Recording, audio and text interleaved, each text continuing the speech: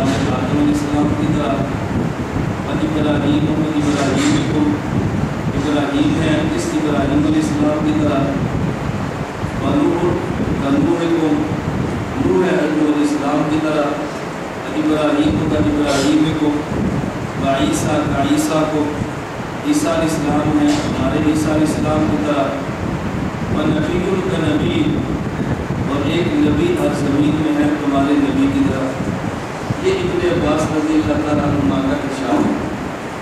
اس حدیث پر دو اعتراض، ایک اعتراض تو یہ ہے کہ اس حدیث کی سند ٹھیک نہیں ہے اور روایت صحیح نہیں ہے، سند کمزور ہے، سند کی بحث بالکل الگ ہے، تو آپ حضرات کو بتانے اور سمجھانے کی اجازت ضرور ہوئی۔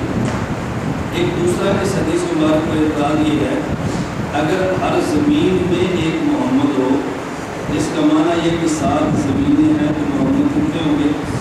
7۔ یہ جو قرآن کریم میں فرمایا ما کان محمد ابا احد من رجالکم ولکن رسول اللہ و خاتم النبیین، کہ ہمارے محمد صلی اللہ علیہ وسلم بالغ مردوں میں سے کسی کے باپ تو نہیں ہے، حضور کے نابالغ بچے بہت ہو گئے تو بالغ ہوئے نہیں، درینہ ہوا، اور حضور صلی اللہ علیہ وسلم اللہ کے رسول بھی ہیں اور اس کے ساتھ خاتم النبیین آخری نبی۔ اعتراض یہ ہے کہ جب ہر زمین پر ایک محمد ہے تو پھر خاتم النبیین کون سے محمد ہے؟ پہلی زمین والے، دوسری والے، تیسری والے، چوتھی والے، چھٹی والے، پانچویں والے، ساتویں والے، تو خاتم النبیین کون سے محمد ہوں گے؟ یہ اعتراض ہے اس حدیث مبارک پر، اور اس اعتراض کا جواب دینے کے لیے مولانا قاسم نانوتوی رحمۃ اللہ علیہ نے کتاب لکھی ہے جس کتاب کا نام ہے تحذیر الناس۔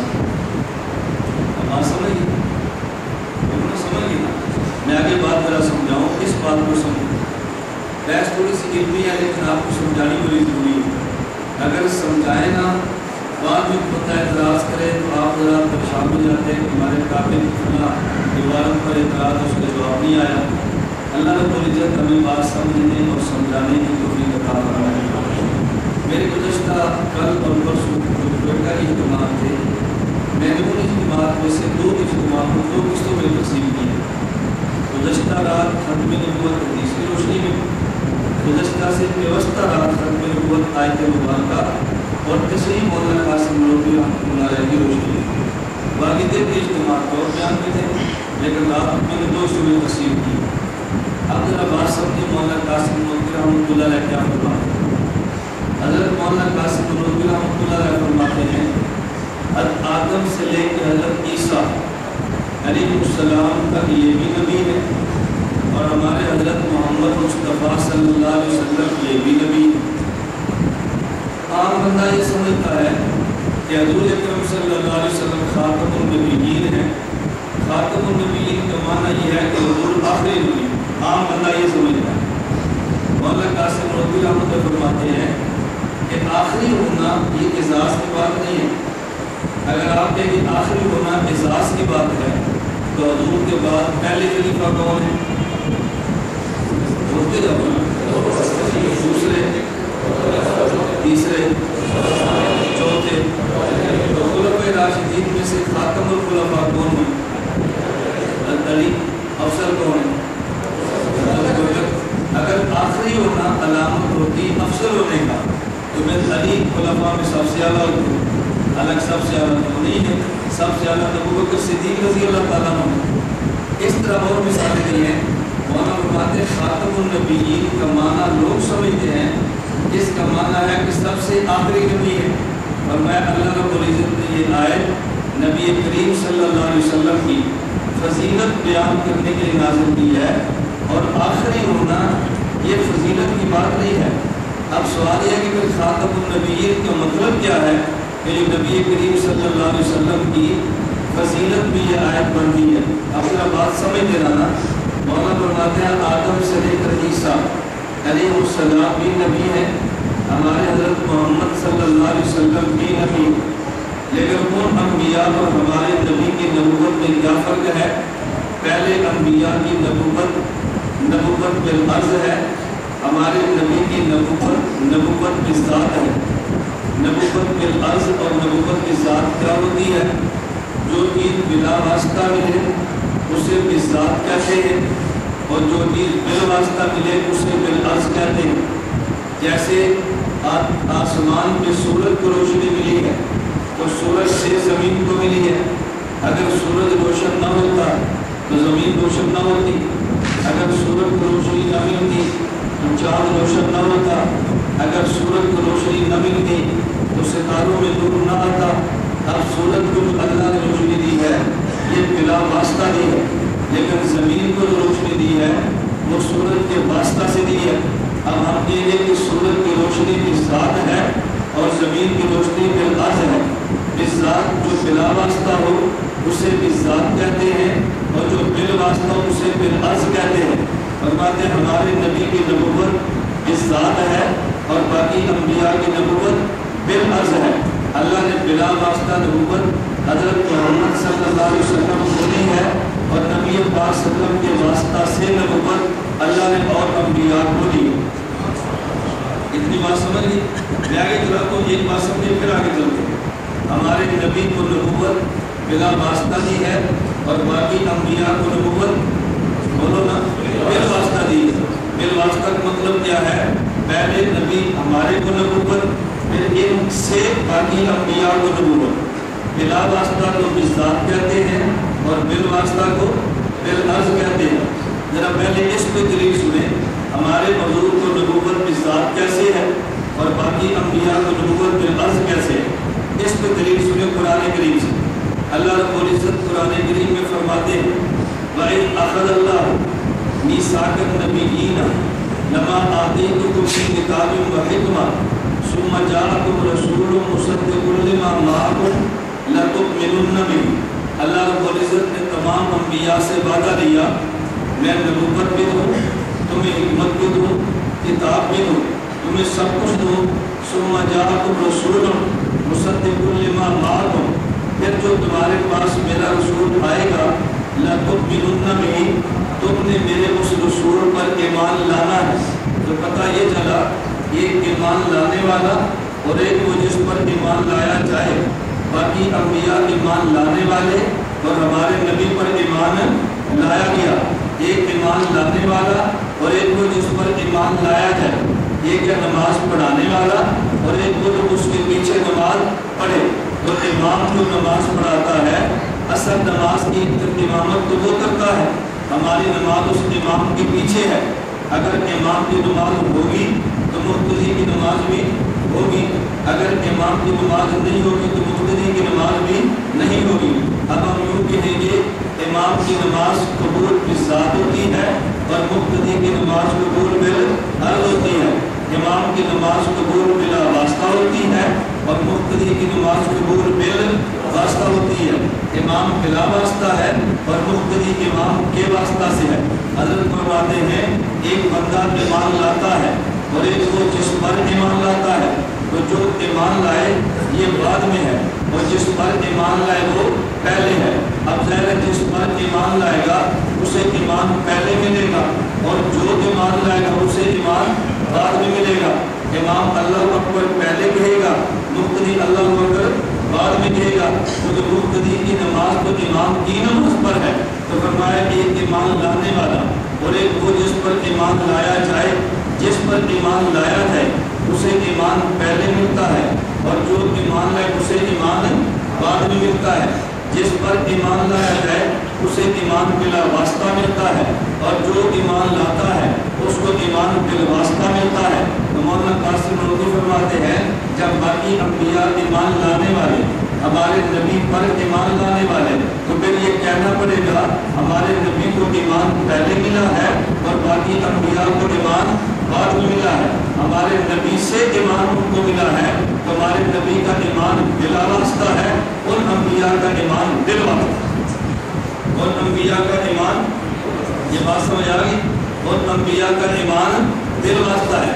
مولانا قاسم نانوتوی رحمۃ اللہ فرماتے ہیں ایک تو یہ دلیل سمجھے لَتُؤْمِنُنَّ بِهِ، اور دوسری یہ بات سمجھے کہ نبوت میں اصل کی وہ علم ہوتا ہے، نبوت میں اصل کی عمل نہیں ہے۔ یعنی دنیا میں کسی بندے کو کمال ملتا ہے، دنیا میں کسی بندے کو مقام ملتا ہے تو مقام ملتا ہے علم کی وجہ سے اور مقام ملتا ہے عمل کی وجہ سے۔ تو نبی میں اصل کمال وہ علم ہے، نبی میں اصل کمال وہ عمل نہیں ہے۔ وہ کیوں؟ مولانا قاسم نانوتوی کی بات نہیں سمجھے نا، اعتراض کر دیا۔ مولانا فرماتے ہیں کہ نبی سے زیادہ علم تو کسی کے پاس نہیں ہوتا، لیکن بظاہر نبی سے زیادہ کبھی عمل امت کے پاس ہوتے ہیں۔ اس کی مثال یوں دی ہے کہ دیکھیں نبی کریم صلی اللہ علیہ وسلم نے اپنی زندگی میں کتنے حج کیے؟ بولتے جاؤ نا، کتنے حج کیے؟ اور امتی کتنے حج کرتا ہے؟ 10 15 20 50۔ تو بتاؤ حج نبی کے زیادہ ہے امتی کے؟ تو کیا امتی نبی سے بڑھ گیا ہے؟ اب حضرت نانوتوی فرماتے ہیں کبھی ایسے ہوتا ہے کہ دیکھنے میں بظاہر امتی کے پاس عمل زیادہ ہوتا ہے، لیکن علم امتی کے پاس کبھی زیادہ نہیں ہوتا۔ علم امتی کے پاس کبھی نبی سے زیادہ نہیں ہوتا۔ اب دیکھو نبی کریم صلی اللہ علیہ وسلم نے زندگی میں کتنی مرتبہ مکمل قرآن پڑھا؟ توجہ رکھنا، حضور پاک نے زندگی میں کتنی بار مکمل قرآن پڑھا؟ آپ اس کو خود سمجھ آئیں کہ نبی کریم صلی اللہ علیہ وسلم میں قرآن کریم جو مکمل نازل ہوا کتنے سال میں؟ تو جب مکمل قرآن نازل ہوگا تو مکمل پڑھے گا نا، جب مکمل نازل ہی نہیں ہو تو مکمل پڑھے گا کیسے؟ تب حضور نے مکمل قرآن کتنی بار پڑھا؟ 1 بار یا 2 بار؟ آخری دور جو جبریل امین نے کیا، مکمل قرآن نازل ہو گیا تو مکمل قرآن 1 یا 2 بار پڑھا ہوگا۔ اور عام حافظ کتنی بار قرآن پڑھتا ہے؟ یعنی مجھ جیسا ایک نکارہ اور گناہ کافر ہوں، اگر میں بھی رمضان مبارک میں 1 مرتبہ پارہ خود پڑھتا ہوں، 1 مرتبہ پارہ سامع کو سناتا ہوں، پھر پارہ خود پڑھتا ہوں، پھر پارہ تراویح پڑھاتا ہوں، تو مجھ جیسا بندہ جو رمضان میں کم از کم 4 مرتبہ قرآن ہر سال پڑھتا ہے، لیکن نبی پاک نے پورا قرآن 1 بار یا 2 بار۔ اب مولانا قاسم نانوتوی رحمۃ اللہ فرماتے ہیں کہ بظاہر کبھی امتی عمل میں بڑھ جاتا ہے، لیکن امتی علم میں نبی سے کبھی بھی نہیں بڑھتا۔ اور یہ بھی یاد رکھے بظاہر فرمایا ہے، بظاہر کا مطلب کیا؟ اگرچہ دیکھنے میں نبی کا عمل تھوڑا ہو لیکن در حقیقت نبی کا عمل زیادہ ہوتا ہے۔ کیا مطلب؟ اگر اللہ کے نبی نے حج 1 کیا ہے، امتی 50 حج نہیں، پوری امت کے سارے حج میں لا لو، 50 ارب حج میں مل جائے تو نبی کے 1 حج کا مقابلہ نہیں ہو سکتا۔ اگرچہ دیکھنے میں 1 حج ہے لیکن وزن میں ہمارے حجوں سے بہت آگے ہے۔ اسے علماء کی زبان میں یوں کہتے ہیں، ایک ہوتی ہے کمیت اور ایک ہوتی ہے کیفیت۔ ایک ہوتی ہے کمیت اور ایک ہوتی ہے کیفیت۔ کمیت کا معنی مقدار ہے، حجم ہے۔ کمیت کا معنی مقدار اور حجم ہے، اور کیفیت کا معنی توجہ رکھنا۔ اب ایک کیفیت اور ایک کمیت ہے، میں سمجھانے کے لیے کہوں گا۔ اب بتاؤ اگر 1 کلو چینی ہو، 1 کلو چینی ہو اور آدھی چٹان سکرین ہو تو حجم کس کا زیادہ ہے اور مٹھاس کس میں زیادہ ہے؟ سکرین میں نا۔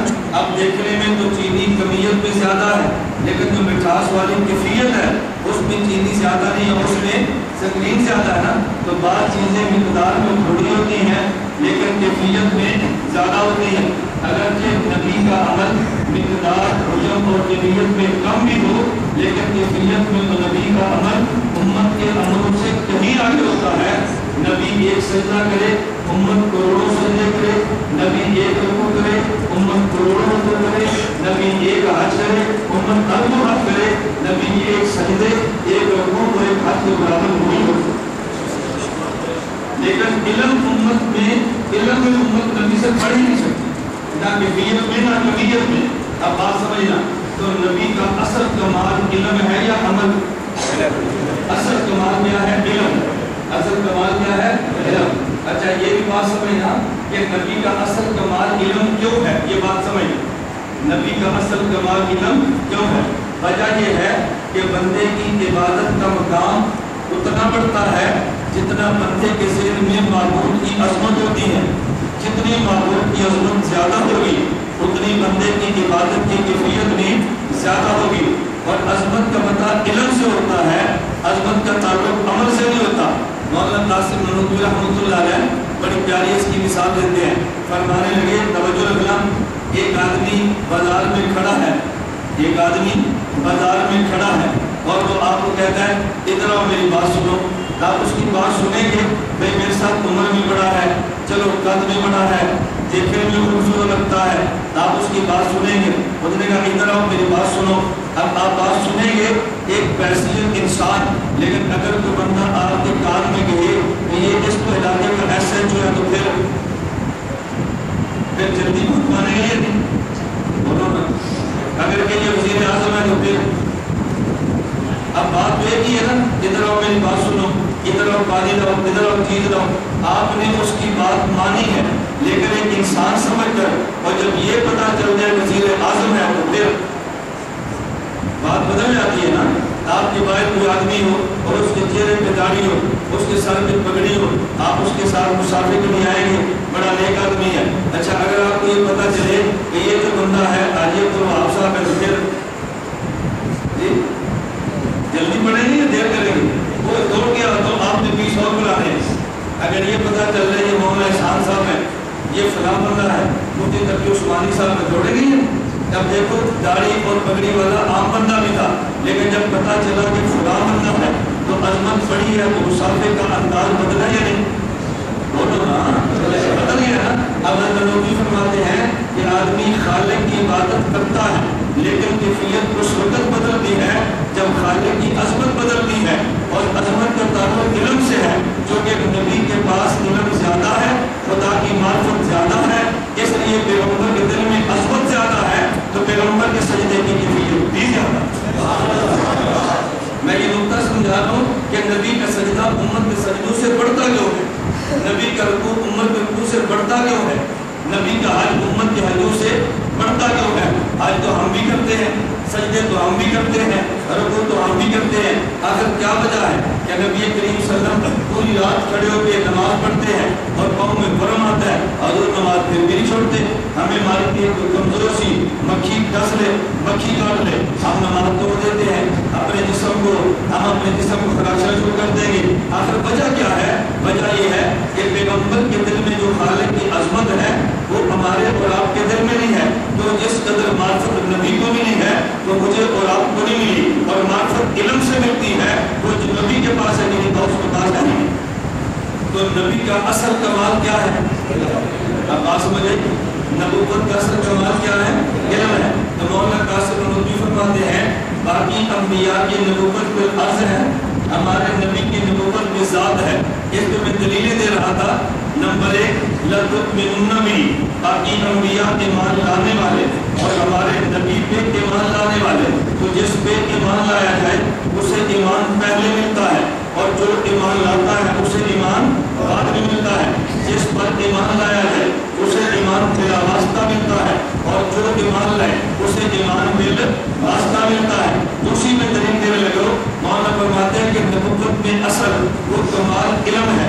علم باقی انبیاء کو بھی ملا ہے, علم ہمارے نبی کو بھی ملا ہے, لیکن باقی انبیاء کو علم بعد میں ملا ہے, ہمارے نبی کو علم پہلے ملا ہے.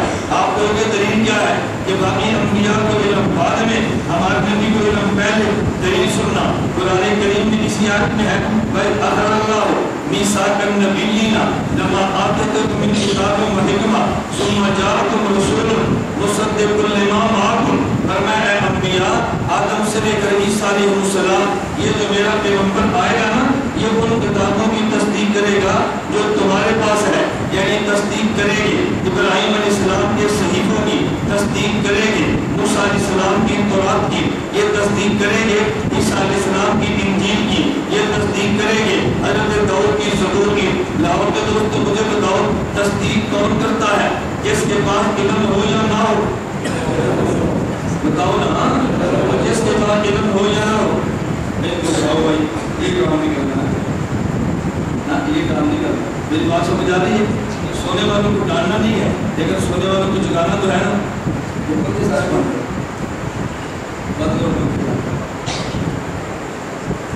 گرمی لگے تمہیں تم جاگو, میں کہا علمی مضمون بیان کرو, تمہیں اندازہ نہیں ہے.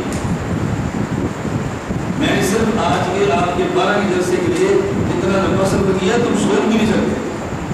آپ کو محلے سے آتے نا, تمہیں تو نے بہت بڑا کمال کیا ہوگا, اور میں 6 دن سے گھر سے باہر ہوں, اور کوئٹے سے میں تمہارے اس لیے سفر کے لیے, اور میں نے 7 بجے کوئٹے بیان کیا, مگر کے بعد یہاں بیان کیا, ابھی تیسرا بیان کر رہا ہوں. میرے جسم کی حالت کیا ہوگی آپ بتاؤ ذرا، تو سمجھ آ رہی؟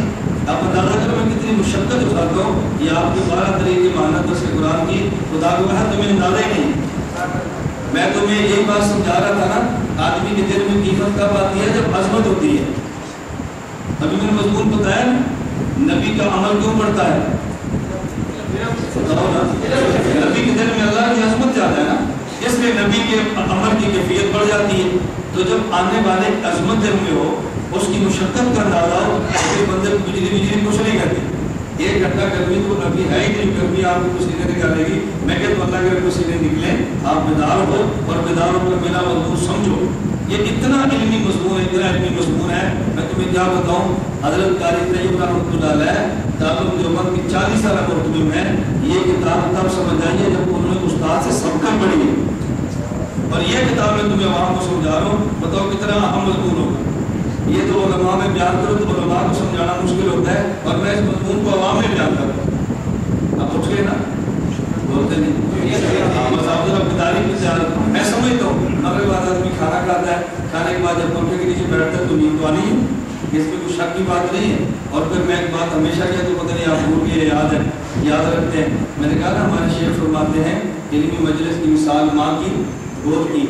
آدمی گلی میں کرکٹ کھیلے تو نہیں سوتا، ماں کی گود میں آئے تو سو جاتا ہے، دکان پہ تو نہیں سوتا اور ماں کی گود میں آئے تو سو جاتا ہے۔ یہ تو ماں کی گود ہے نا، تو ماں کی گود میں آدمی کو سکون ہے، آدمی سوتا تو ہے نا۔ اگلا میں جملہ شیخ کی بات حاشیے چڑھا کر کہتا ہوں کہ ماں اپنے بچے کو ڈانٹتی نہیں ہے، لیکن ماں اپنے بچے کو پیار سے کہتی ہے بیٹا تھوڑا سا دودھ پی لو پھر سو جانا۔ یہ ماں کہتی ہے نا یا نہیں کہتی؟ ہماری تو ماں بھی کہتی تھی، اب ہماری بیوی بھی کہتی ہے۔ ہمارے شہر میں نہ مائیں کہتی ہے نہ بیوی کہتی ہے، شکر ہے سوتا جان چھٹی ہے۔ میں تھک گیا، بس آپ سو جاؤ، صبح بھی دیکھیں گے چائے چاہیے، بس وہاں سے دودھ پی اور سو۔ دودھ کا بھی رواج ہی نہیں ہے، پہلے میں پلاتی تھی، اب اللہ کا شکر ہماری بیوی پلاتی ہے۔ جب جائیں گے ان کو پتا کہ دودھ پی کر ہی سو، تو ماں کیا کہتی ہے بیٹا دودھ پی لو پھر سو جانا۔ اور دودھ کی مثال علم کی ایک ہی ہے، اگر علم چاہیے تو کیا دعا مانگتے ہیں، رب زدنی علما، سروجے تاثر کچھ لگایا کرو، کم از کم دعائیں تو یاد آئیں۔ کیا دعا مانگتے ہیں، رب زدنی علما، اور جب دودھ پیے تو پھر دعا کیا مانگتے ہیں، اللہ مبارک لنا فیہ وزدنا۔ دیکھو دونوں کو یہ دعائیں کی، اگر خواب میں دیکھیے دودھ پیا، تعبیر کیا ہے اللہ علم دے، تو علم اور دودھ کی آپس میں بڑی مناسبت ہے، اس لیے ماں اس کو ڈانٹتی تو نہیں ہے، لیکن ماں کہتی ہے بیٹا دودھ پی لو پھر سو جانا۔ ہمارے بیان میں کچھ سو ہم ڈانٹتے نہیں ہیں، ہم کہتے ہیں تھوڑا سا دودھ پی لو پھر سو جانا۔ اور ہمارا دودھ بہت خالص ہے، دیہات والوں کا دودھ خالص ہوتا ہے، خالص ہوتا ہے نا دودھ دیہات والوں کا، ہاں دیہات والوں کا دودھ خالص ہوتا ہے۔ ہمارا علم بہت خالص ہے، شہری علم نہیں ہے ہمارا، دیہات والا علم ہے، یہ خالص علم ہے۔ اللہ میں بات سمجھنے کی توفیق ہے۔ اور ایک بات میں اور بھی کہتا ہوں، جس کو خالص دودھ پینے کی عادت نہ ہو، پہلی بار دودھ پیے تو اس کے پیٹ میں گڑگڑ ہوتی ہے، اور جس بندے خالص مسئلے سننے کی عادت نہ ہو، پہلی بار سنے اس کی زبان میں گڑگڑ ہوتی ہے۔ جیسے میرے جلسے کے بعد گسل گسل کرے نا تو سمجھا کرے اس بیچارے نے پہلی بار خالص دودھ پیے، یہ 2-3 ماہانہ درس ہونے کا ٹھیک ہو جائے گا انشاءاللہ۔ جب مستقل آتے ہیں نا ماہانہ درس میں سب تو فائدہ انہیں کو ہوتا ہے، جو کبھی کبھار آتے ہیں ان کو تو مثال ہی سمجھ نہیں آتا، تو انہیں مسئلہ کیا سمجھنا۔ چلے ذرا بات سمجھے، میں کیا بتا رہا تھا، ہمارے نبی کو علم پہلے اور باقی انبیاء کو علم، دلیل کیا ہے قرآن کریم میں، مصدق لما معکم، فرمایا میرا جو پیغمبر آئے گا وہ ان کتابوں کی تصدیق کرے گا جو تمہارے پاس ہے۔ اچھا تصدیق کون کرتا ہے، جس کے بعد علم ہو یا نہ ہو؟ اس کا مطلب یہ ہے کہ موسیٰ علیہ السلام کو تورات ملی، تصدیق ہمارے پیغمبر کریں گے، تصدیق تبھی کریں گے جب علم ہوگا۔ پتہ چلا تورات علم ان کے پاس بھی ہے، انجیل کی تصدیق کریں گے جب انجیل کا علم ہوگا، پتہ چلا انجیل کا علم بھی ہے۔ اب مولانا قاسم نودی فرماتے ہیں ایمان ہمارے نبی پر لائے وہ ایمان لانے والے، ہمارے نبی پر ایمان لایا گیا، جو اس پر ایمان لایا جائے اسے ایمان پہلے بلا واسطہ ملتا ہے، اور جو ایمان لائے اسے بعد میں اور بالواسطہ ملتا ہے۔ آگے فرمایا ہمارے نبی ان کے مصدق ہے، تصدیق وہ کرتا ہے جس کے پاس علم ہو، تو پتہ یہ چلا ان کو بھی علم ملا ہے، لیکن جب ہمارے نبی نے ان کے علم کی تصدیق کی ہے تو پتہ چلا ان کا علم پہلے ہے ان کا علم بعد میں ہے۔ ہمارے نبی کا علم بلا واسطہ، ان کا علم بال واسطہ، ان کا علم پہلے ان کا علم بعد میں، ان کا علم بعد میں. یہ قرآن کی آیت ہے. ذرا حدیث مبارک بھی سننا. مولانا قاسم نانوتوی رحمۃ اللہ علیہ فرماتے ہیں, حدیث مبارک میں ہے, نبی کریم صلی اللہ علیہ وسلم فرمایا, اوتیت علم الاولین والآخرین, خدا نے مجھے اولین کا علم بھی دیا ہے, خدا نے مجھے آخرین کا علم بھی دیا ہے, خدا نے مجھے اولین کا علم بھی دیا ہے اور خدا نے مجھے آخرین کا علم بھی دیا ہے. توجہ رکھنا, علم الاولین الگ ہے, علم الآخرین الگ ہے. ایک تورات ہے, ایک انجیل ہے, ایک صحیفہ ہے, ایک زبور ہے. ایک علم اول ہے, ایک علم آخر ہے. ایک علم پہلے والے کا, ایک علم بعد والے کا. حضور فرماتے ہیں مجھے ملا ہے. کیا ملا ہے؟ مجھے. فرمایا ایک علم الگ ہوگا, دوسرا الگ ہوگا, لیکن جہاں دونوں جمع ہیں انہیں پیغمبر کی ذات کہتے ہیں. اسے سمجھانے کے لیے فرمایا ایک علم بصر ہے جس کا تعلق آنکھ سے ہے, ایک علم سمع ہے جس کا تعلق کان سے ہے. آدمی کان سے سنتا ہے تو علم آتا ہے, آدمی آنکھ سے دیکھتا ہے تو علم آتا ہے. اب دیکھیں میری آپ آواز سن رہے ہیں نا, آپ کو علم آ رہا ہے. یہ کان سے یا آنکھ سے؟ کان سے یا آنکھ سے؟ کان سے سن رہے ہیں نا. اور آپ یہ دیکھ رہے ہیں کہ بیان کرنے والا کون ہے. یہ علم کان سے آ رہا ہے یا آنکھ سے؟ یہ آپ کی آنکھ سے ملا ہے. ایک یہ کہ میں کیا کہتا ہوں, یہ علم کس سے ملا؟ آنکھ سے. ایک علم سمع ہے, توجہ رکھنا, علم بصر ہے. علم بصر الگ ہے, علم سمع الگ ہے, لیکن دونوں علم جہاں پہ جمع ہے اس کا نام دماغ ہے. علم بصر الگ ہوتا ہے, علم سمع الگ ہوتا ہے. جہاں جمع ہو اسے دماغ کہتے ہیں. فرمایا بالکل یوں سمجھو, علم اولین الگ ہے, علم آخرین الگ ہے, اور جہاں جمع ہے وہ ہمارے پیغمبر کی ذات ہے. ان نبیوں کی علم کی حیثیت علم بصر کی ہے, علم سمع کی ہے. ہمارے پیغمبر کی حیثیت دماغ کی, ہمارے پیغمبر کی حیثیت دماغ کی ہے. جب دماغ کام نہ کرے تو آنکھ کام نہیں کرتی, دماغ کام نہ کرے تو پھر کان بھی کام نہیں کرتا, دماغ کام کرے تو کان اور آنکھ کرتا ہے. اس سے پتہ چلا اصل چیز دماغ ہوتی ہے, اسی سے علم بصر چلتا ہے. فرمایا اصل چیز ہمارے نبی ہیں, انہی سے علم اولین علم آخرین چلتا. اب میں اگلی بات طرح کہنے لگوں. یہاں تک میں نے کیا سمجھایا, ہمارے نبی کو ایمان پہلے, ان کو بعد میں. ہمارے نبی کو علم پہلے, ان کو بعد میں. ہمارے نبی کا ایمان بالذات, ان کا بالعرض, ان کا بلا واسطہ, ان کا بالواسطہ. اب مولانا قاسم نانوتوی رحمۃ اللہ, اگلی بات سننا.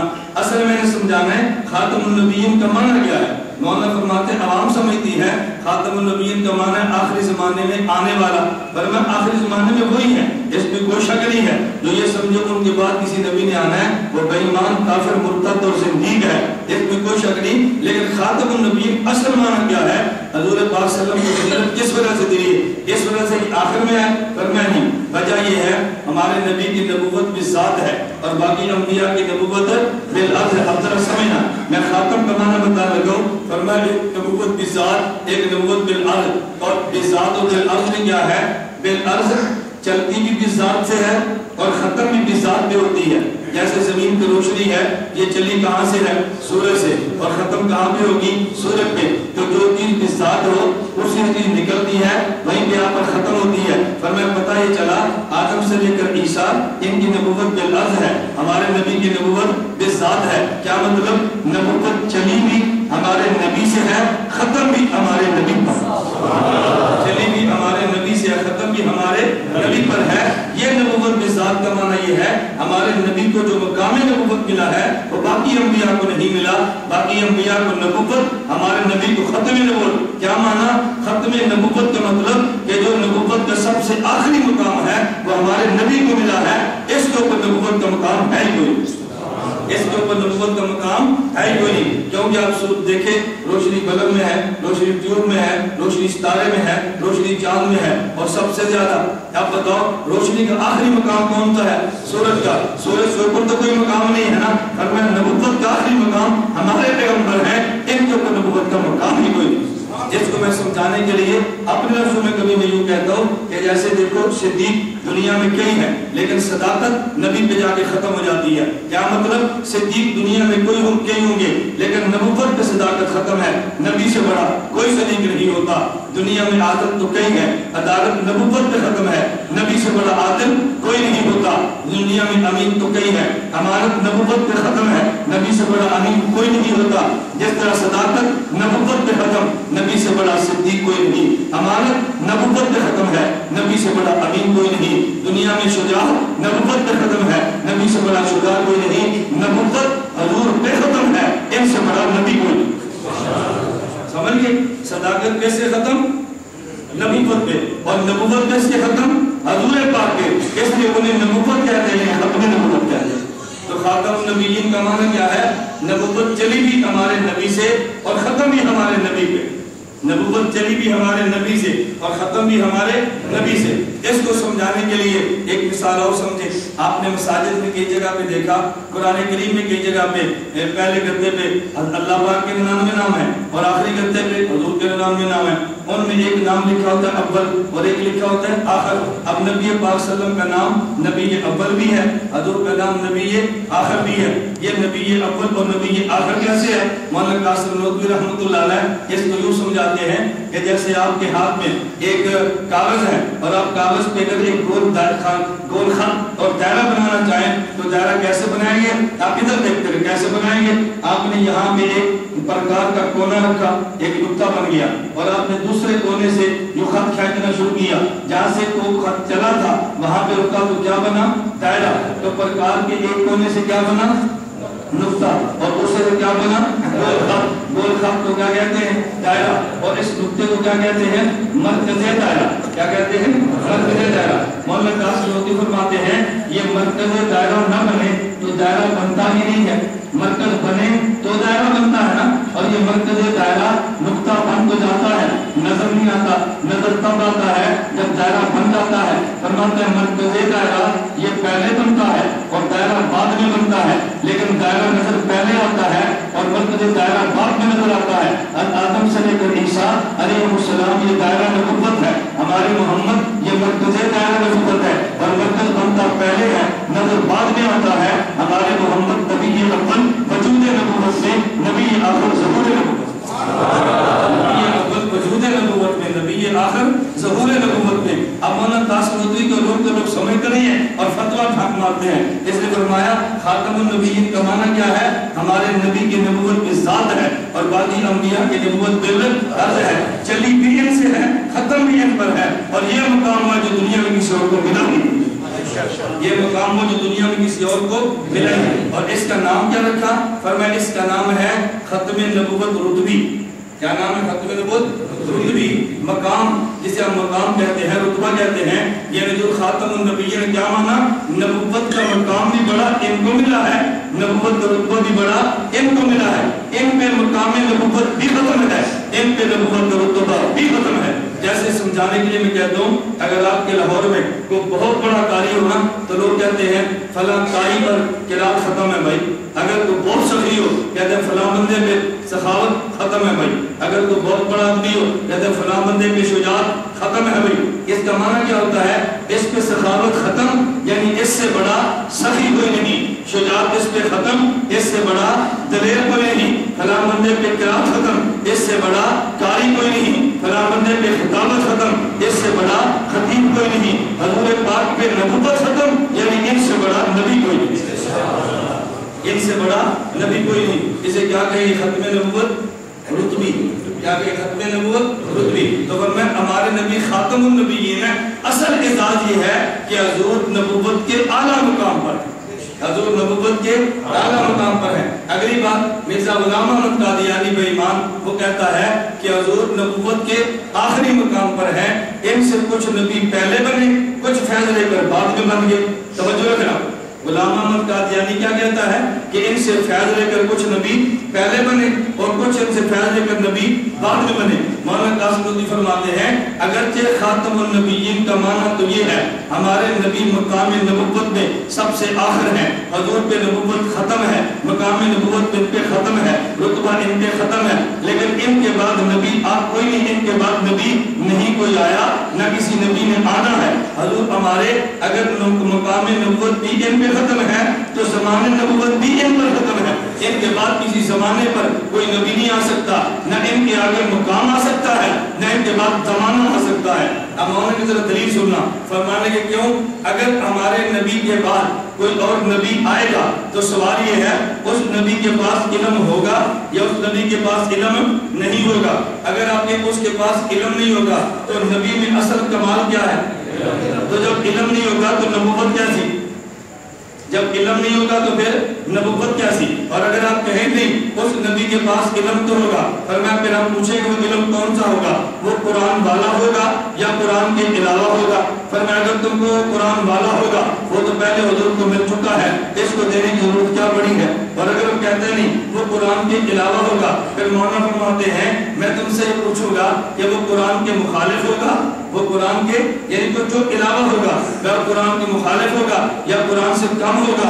اگر تم کہتے ہو قرآن کے مخالف ہوگا تو یہ قرآن کریم تو اس مقام پر ہے کہ اس کے بعد اس کی مخالفت کا تصور ہی نہیں ہے۔ اور اگر تم کہتے ہو نہیں اس قرآن سے تھوڑا علم ہوگا، پر میں تھوڑا اس لیے نہیں مانتے، اگر تھوڑا ہوگا تو وہ ادنا ہوگا، قرآن ہوگا تو اعلیٰ ہوگا، اور بعد میں اگر تھوڑا ادنا ہو وہ اعلیٰ کو منسوخ کر ہی نہیں سکتا، تو پھر بعد والے ادنا کی ضرورت کیا ہے؟ اس لیے تمہیں ماننا پڑے گا ہمارے نبی کے مقام نبوت بھی ختم ہے، ہمارے نبی کے زمان نبوت بھی ختم ہے، نہ ان سے بڑا کوئی مقام ہے نہ ان کے بعد کوئی زمان ہے۔ حضور کے بعد کوئی زمانی نبوت بھی نہیں آ سکتی، زمانی نبوت بھی ختم ہے اور رتبی نبوت بھی ختم ہے۔ اب اگلی بات سمجھو، فرمائیں ان کے رتبے نبوت مکانی بھی ختم ہے۔ کون سی ختم ہے؟ مکانی، یعنی ہمارے نبی رتبے کے اعتبار سے بھی خاتم، مقام کے اعتبار سے بھی خاتم، اور مکان کے اعتبار سے بھی خاتم۔ مکان کے اعتبار سے خاتم کیسے؟ یہ سوال اس سوال کا جواب ہے جو ابن عباس رضی اللہ عنہما کی حدیث پر تھا۔ وہ سوال کیا تھا کہ ہر زمین پہ اگر ایک نبی ہے تو خاتم النبیین یہ نبی ہوں گے یا تیسری زمین والے، دوسری والے، پہلی والے، چھٹی والے، پانچویں والے، یہ خاتم النبیین کون سے نبی ہوں گے؟ مولانا قاسم نانوتوی رحمۃ اللہ علیہ فرماتے ہیں اگر کوئی مکان 7 منزلہ ہو، ایک مکان منزل اول ہے، دوسری منزل دوم ہے، تیسری منزل سوم ہے، پھر منزل چہارم، پھر منزل پنجم، پھر منزل ششم، پھر منزل ہفتم، 7ویں منزل۔ توجہ رکھنا، اگر 7 منزلہ مکان ہو تو پہلی منزل کو کیا کہتے ہیں؟ مکان اول یا مکان آخر؟ بولو نا، مکان اول نا، اور آخری منزل کو مکان آخر۔ اب اگر کوئی تم سے پوچھے بھئی 7 منزلہ مکان شروع کہاں سے ہے تو کیا کہو گے؟ پہلے سے، اور پوچھے ختم کہاں پر ہے تو کیا کہو گے؟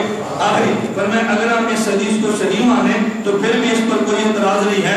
اگر ہم صحیح مان بھی لیں ایک محمد پہلی زمین میں، ایک دوسری میں، ایک تیسری میں، تو جو مکان اول میں ہے وہ مکان پہلا ہے تو مکین بھی پہلا ہے، اور جب یہ مکان خاتم ہے تو مکین بھی خاتم ہے، مکان آخر ہے تو مکین بھی آخر ہے۔ اور میں اس حدیث کو مان بھی لیا جائے تو پھر بھی نچلی زمین والا نہیں، ہمارے نبی آخری زمین والا، یہ چونکہ مکان آخر پر ہے لہذا نبی یہ آخر ہے، مکان خاتم پر ہے، نبی یہ خاتم پر ہے، اس لیے ہمارے نبی کا مکان بھی آخر ہے، ہمارے نبی کا زمان بھی آخر ہے، ہمارے نبی کا مقام بھی آخر ہے۔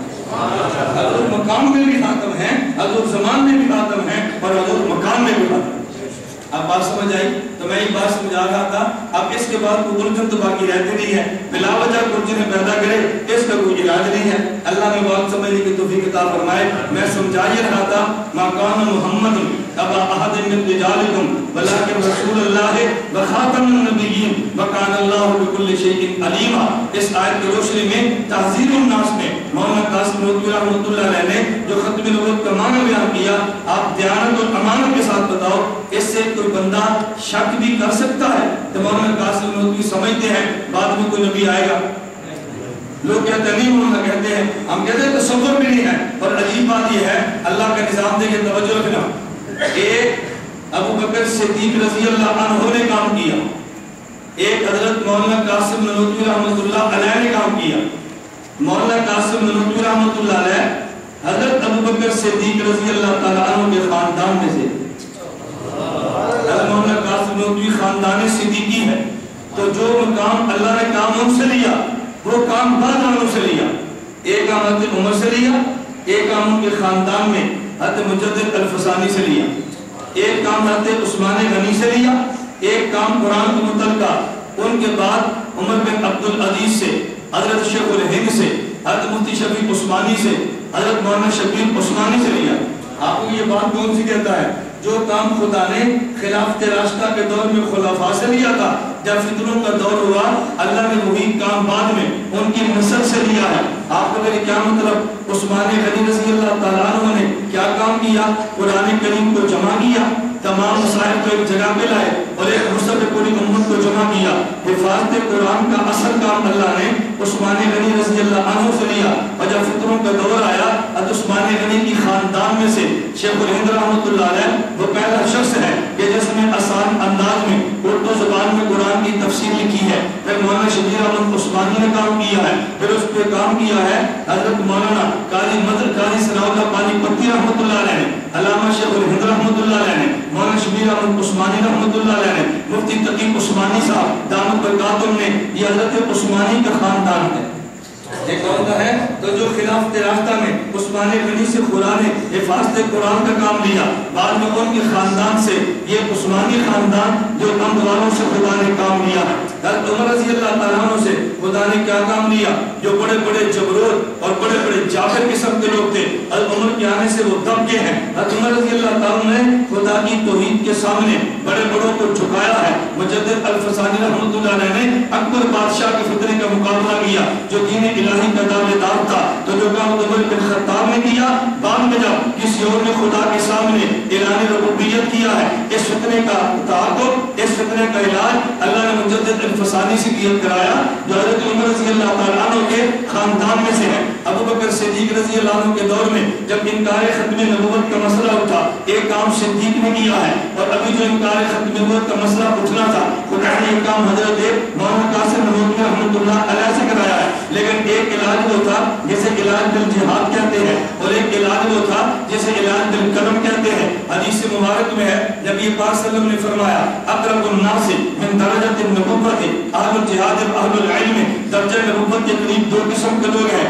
نمبر ایک اہل جہاد, نمبر دو اہل علم. لأن اہل الجہاد یجاہدون علی ما جاءت بہ الرسل. اہل جہاد اس لیے کہ وہ طاقت کے ساتھ نبی کے دین کو نافذ کرتے ہیں, اور اہل علم اس لیے اما اہل العلم فضل الناس علی ما جاءت بہ الانبیاء, وہ دلیل کے ساتھ نبی کے دین کو واضح کرتے ہیں. جب انکار ختم نبوت کا مسئلہ ہوتا ہے حضرت ابو بکر صدیق رضی اللہ تعالیٰ عنہ نے جہاد کے ذریعے اس فتنے کو ختم کیا ہے. مولانا قاسم نانوتوی رحمۃ اللہ علیہ نے دلیل کے ذریعے اس فتنے کو مغلوب کیا ہے. تو صدیق اکبر نے مغلوب کیا جہاد سے, مولانا نانوتوی نے مغلوب کیا دلیل سے. صدیق اکبر بھی نبوت کے قریب ہے, قاسم نانوتوی بھی نبوت کے قریب ہے. وہ بھی حضور کا وارث ہے, یہ بھی حضور کا وارث ہے. میں نے شاید آپ کو سنایا ہوگا حضرت مولانا کی محمد مولانا چلو علی تھانی فرماتے اگر ہم نے حاجی امداد اللہ مہاجر مکی کی صحبت کو نہ لیا ہوتا فرمایا میں بڑا فتویٰ باز مولوی ہوتا. میں اس لیے فتویٰ سے بچاؤں کہ مجھے صحبت حاجی امداد اللہ مہاجر مکی کی ملی ہے.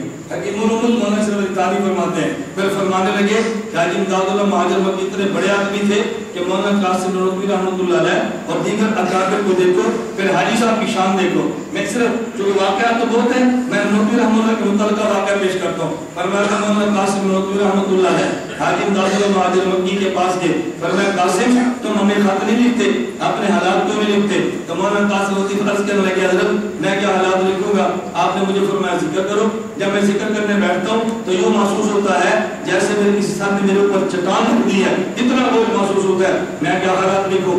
آپ جیسا کوئی بندہ ہوتا, ہم جیسا ہوتا تو پریشان ہوتا, کتنی گندی حالت ہے. حاجی امداد اللہ مہاجر مکی فرمانے لگے اگر یہ بات سچ ہے تو پھر تمہیں مبارک ہو, پھر تمہیں مبارک ہو. کہ مبارک اس بات کی؟ فرمایا جب حضور پہ وحی آتی سردی میں حضور کے اچانک ماتھے پہ پسینہ آ جاتا, جب میرے پاس پہ وحی آتی اونٹ پہ سوار ہوتے, اونٹ بوجھ کی وجہ سے دب جا پھیس جاتا, اگر کسی کی رام میں سر رکھ کے لیتے ہوتے اتنا بوجھ محسوس ہوتا کہ گویا رام ٹوٹنے لگا ہے. فرمایا کہ تمہیں بوجھ محسوس ہوتا ہے جب حضور پہ وحی آتی نبوت کو بوجھ محسوس ہوتا تھا. یہ ذکر کرنے سے تمہیں بوجھ محسوس ہونا اس بات کی دلیل ہے کہ فیضان علوم نبوت تمہاری طرف منتقل ہو رہا ہے, فیضان علوم نبوت تمہاری طرف منتقل ہو رہا ہے. یہ مولانا قاسم نانوتوی رحمۃ اللہ علیہ کے علوم ہے. خیر میں جو بات سمجھا رہا تھا کہ جو اعتراضات مرزا غلام احمد قادیانی نے کرنے تھے نا اس کا جواب مولانا نانوتوی نے دیا. مرزا قادیانی کیا کہتا تھا, مقامی نبوت کو حضور پہ ختم ہے تو یہ سب سے اعلیٰ, لیکن کچھ بعد میں ان سے بھی بنے کچھ بعد میں ان سے بنے تو یہ ختم نبوت کی منافی نہیں ہے. مولانا نانوتوی فرماتے یہ ختم نبوت کے اس مقام پر فائدہ ہے ان سے پہلے تو نبوت چلی ہے, ان کے بعد نہیں چلے گی. جو بعد میں چلے گے تو وہ اعتراضات ہوں گے جو میں نے آپ کی خدمت میں پیش کیے. اس لیے مولانا قاسم نانوتوی فرماتے ہیں ہمارے نبی مکان میں بھی اعلیٰ ہیں, مقام میں بھی اعلیٰ ہیں اور زمان میں بھی آخر ہے. نہ حضور کے بعد کسی زمانے میں نبی ہے، نہ حضور کے بعد کسی مکان میں نبی ہے، نہ حضور سے زیادہ کسی نبی کا مقام ہے۔ اللہ مجھے اور آپ سب کو نبی پاک صلی اللہ علیہ وسلم کی ختم نبوت سے سمجھنے کی توفیق عطا فرمائے۔ آئندہ ہمارا درس انشاءاللہ 12 جون کو ہوگا۔ آئندہ جو درس ہوگا میں آپ اللہ کی خدمت میں پیش کروں گا کہ پھر ختم نبوت کے صدقے اس امت کو کیا ملا۔ حضور آخری نبی ہے نا، تو جب حضور آخری نبی ہے، ختم نبوت کی وجہ سے اس امت کو کیا ملا۔ حضور آخری نبی نہ ہوتے تو پھر کیا ہوتا، حضور آخری نبی ہے تو پھر امت کو آگے کیا ملا ہے، یہ مضمون انشاءاللہ آئندہ 12 جون کو اللہ مجھے اور آپ کو بات سمجھنے کی توفیق عطا فرمائے۔ آخر دعوانا ان الحمدللہ رب العالمین، الحمدللہ رب العالمین، والصلاة والسلام علی رسول وعلی آلہ وصحبہ اجمعین۔ اے مولا کریم ہم سب کے گناہوں کو معاف فرما دے، خطاؤں سے درگزر فرما دے، حاجات کو پورا فرما دے، مشکلات کو دور فرما دے، شرور اور فتن سے محفوظ فرما دے۔ اے اللہ جتنے بھی تیرے دین کے کام ہوتے ہیں سب ان کاموں کو قبول فرما، تمام مراکز کو شرور سے محفوظ فرما۔ اے اللہ اس ادارے کو بھی ظاہری اور باطنی ترقی عطا فرما۔ دور دراز سے تیرے دین کو سیکھنے کے لیے جو تشریف لاتے ہیں مولا کریم ان تمام کا آنا قبول فرما، ان تمام کا آنا قبول فرما۔ اے اللہ اس ملک کو ایمان اور امن کا گہوارہ بنا دے۔ اللہ دین کے نام جتنی محنتیں ہیں سب اخلاص عطا فرما دے۔ اللہ سب کو اپنے فضل و کرم سے قبول فرما دے۔ جو جنہوں میں اسیر و قید ہیں اللہ باعزت ان کی رہائی کے اسباب پیدا فرما دے۔ اے اللہ ان کی باعزت رہائی کے اسباب پیدا فرما دے۔ جو بیمار اپنے فضل و کرم سے ان کو شفا کاملہ عاجلہ مستمرہ عطا فرما دے۔ اے مولا کریم ہم سب سے راضی ہو جا، ہم سب سے راضی ہو جا، ہم سب سے راضی ہو جا۔ اللہ ضلالت اور گمراہی سے محفوظ رکھ، ہدایت عطا فرما۔ اللہ جہالت سے محفوظ رکھ، علم عطا فرما۔ اللہ بیماریوں سے محفوظ رکھ، ہمیں صحت و شفا عطا فرما۔ اللہ غربت سے محفوظ رکھ، ہمیں مال و دولت کی نعمت عطا فرما۔ اللہ ذلت سے محفوظ رکھ، ہمیں عزت عطا فرما۔ اللہ بے روزگاری سے محفوظ رکھ، اے اللہ تو حلال طریقے سے مال کو روزگار عطا فرما۔ میرے مولا کریم، میرے مولا کریم ہمیں تو شقاوت سے محروم نہ کر، شقاوت سے محروم کر، اللہ تو محفوظ رکھ، ہمیں تو سعادت عطا فرما۔ اللہ پیغمبر کی شفاعت عطا فرما۔ اللہ ہم نلائق ہے تو کریم ہے۔ اللہ کریم اسے کہتے ہیں جو غیر مستحق لوگوں کو بھی عطا کر دے۔ اللہ ہم مستحق نہیں تو ہمیں بھی عطا فرما دے۔ اللہ نلائقوں کے دینے کا نام کرم ہے، ہم نلائقوں کو عطا فرما دے۔ اللہ ہمارے گناہوں کو تقاضا تو یہ تھا جہنم کا ایندھن بنتے، پینے کے لیے پانی کا گھونٹ نہ ملتا، لیکن میرے مولا کریم، میرے مولا کریم ہم تجھ سے دعائیں مانگتے ہیں، اپنے فضل و کرم سے میں دنیا آخرت کی ساری نعمتیں عطا فرما دے۔ اللہ ساری خوشیاں عطا فرما دے، اللہ ساری خوشیاں عطا فرما دے۔ اے میرے مولا کریم ہم سب کی حفاظت فرما، اے اللہ دین کے لیے قبول فرما۔ اللہ اس کے لیے جو ضرورتیں اپنے فضل سے پوری فرما دے۔ اے اللہ جتنے لوگ ہم سے اس نے دان رکھتے ہیں اللہ اس کی برکت سے ان کو بھی بخش دے، اے اللہ دین کو بھی بخش دے۔ اے اللہ جتنے ان کے گمان ہیں ان کے مطابق ہمیں تو دین کی محنت کے لیے قبول فرما دے۔ اے اللہ سارے اسفار اپنے فضل و کرم سے پورے فرما دے۔ اللہ جتنے دین کے تقاضے ہیں ان کے لیے ہم سب کو قبول فرما لے۔ جتنی دین کی محنتیں ہیں ان تمام محنتوں میں تو برکت عطا فرما دے، آپس میں جوڑ عطا فرما۔ اللہ تو توڑ سے محفوظ فرما، آپس میں محبت عطا فرما۔ اللہ نفرتوں سے حفاظت فرما۔ ہمارے جتنے مشائخ اور اکابر ہیں اے اللہ تم کو صحت و عافیت کے ساتھ زندہ رکھ۔ اے اللہ کی سایہ شفقت ہمارے سر پر قائم فرما، ہمیں اپنے اکابر کی قدر کرنے کی توفیق عطا فرما۔ اے میرے مولا کریم جو مانگ سکے وہ بھی عطا فرما، جو نہیں مانگ سکے پھر مانگے عطا فرما۔ جن حضرات میں سے جس کے دل میں جو بھی جائز خواہش ہو اللہ تو بغیر ہوٹوں کے لائے علیم و بذات صدور ہے، اپنے فضل و کرم سے پورا فرما دے، اپنے فضل و کرم سے پورا فرما دے۔ اے میرے مولا کریم جن کے گھر میں بچیاں اور بچے موجود ہیں ان کو مناسب رشتے نہیں ملتے اللہ ان کو مناسب رشتے عطا فرما دے۔ اللہ نکاحوں کو دور فرما دے، جن کے رشتے ہو چکے ہیں اللہ ان کے گھر میں کوئی معاملات ہیں اللہ ان کے گھروں میں اصلاح فرما دے، محبتیں پیدا فرما دے۔ اللہ جو بے اولاد ہیں ان کو نیک اولاد عطا فرما دے۔ اللہ جن کی اولاد ہے ان کو آنکھوں کی ٹھنڈک بنا دے، اللہ آنکھوں کی ٹھنڈک بنا دے، اللہ ان کی اولاد کو آنکھوں کی ٹھنڈک بنا دے۔ ہم سب کو علم نافع عطا فرما، عمل صالح اور متقبل عطا فرما، رزق واسع اور طیب عطا فرما۔ اے اللہ تو بادشاہوں کا بادشاہ ہے، اللہ بادشاہ کے در پہ جائیں کبھی خالی ہاتھ واپس نہیں لوٹاتا۔ مولا کریم ہمیں خالی ہاتھ واپس نہ لوٹانا، اللہ ہمارے اٹھنے والے ہاتھوں کو قبول فرما لے۔ اللہ ہمارے گناہوں کو نہ دیکھنا، اپنی رحمت کو دے، ہماری نالائکیوں کو نہ دے، اللہ اپنے کرم کو دے۔ اللہ تیرے پیارے حبیب کی امتی ہیں، ہماری خوشیوں میں تیرا حبیب خوش ہوگا، اللہ ہمارے جہنم میں جانے سے تیرے حبیب کو دکھ ہوگا۔ اللہ تو اپنے حبیب کی خوشی کی خاطر ہمارے گناہوں کو معاف فرما دے، اپنے محبوب کی خوشی کے لیے ہمیں جنت کا مستحق بنا دے اللہ حبیب کی خوشی کے لیے اللہ ہم سب کی حال پہ رحم فرما دے وصلی اللہ تعالیٰ علی رسول خیر خلقہ محمد و آلہ اصحابہ اجمعین برحمتک یا ارحم